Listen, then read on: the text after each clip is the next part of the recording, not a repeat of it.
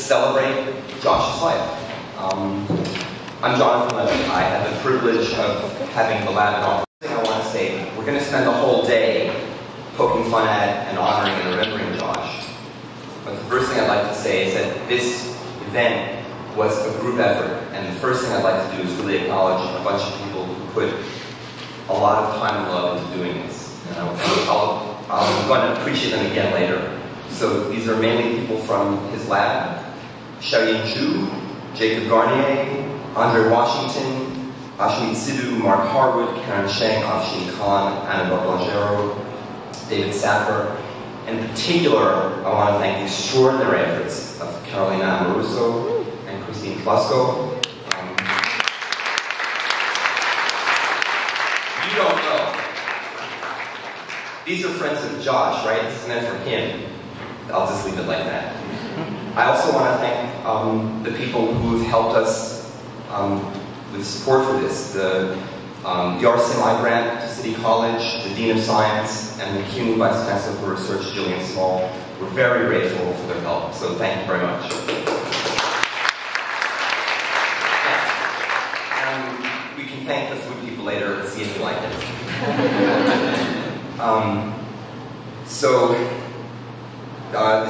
This is difficult for a lot of us. There's a physician and writer, Shirley Newland, up at Yale, and he said, the greatest dignity to be found in death, I'll say it again, the greatest dignity to be found in death is the dignity of the life that came before it. And Josh had a lot of integrity and dignity, even if you couldn't tell from the way he dressed. I just want to say, you're going to hear from a bunch of friends, and let me just say, this is an academic institution. Typically, the kind of academic thing that happens is sometimes called a Festschrift, for those of you who are not scientists in the field. We've got friends from science and non-science here. That was Josh. And so typically what would happen is I'll introduce, this is Dr. So-and-so, he or she got her PhD from UC San Diego, studies this, and then they'll talk a whole scientific thing. I'm not going to do that. I'm going to introduce people only just very skeletally and let them tell you what their relationship with Josh was. And there may be some science in it, there may not be. You all know him. I just want to tell you several ways I think he was an extraordinary man. You all know ways.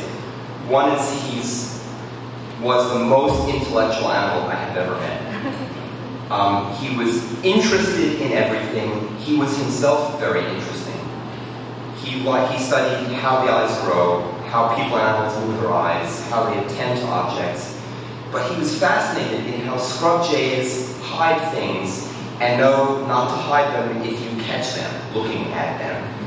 He was interested in mirror neurons. There are cells in your brain that will fire when you do something or when you see somebody else do something. So he was just interested in all sorts of wacky things that weren't immediately relevant to what he does in his bread and butter daily life. Another thing that's extraordinary about him was he accumulated friends. So there's going to be people here from as far back, high school, college, more recent. Most of us made friends in different walks of life, but Josh would mix them all together, and he seemingly never lost anybody. They keep accumulating, and his barbecue parties or other events, you would see people from all phases of his life. Related to that, the third thing remarkable about him was he was a foodie. And so part of today, in honoring him and celebrating him, will feed you. Although it is remarkable for a foodie that he didn't like chocolate, and I still don't get that. And I will say that among the first events that we had in the lab, without him, we had chocolate. So as I said, I'm going to let his friends, who will speak over the course of the day, describe their relationship to him and what they've done. The first person I'd like to invite to say a few words is the university's Vice Chancellor for Research, Gillian Small.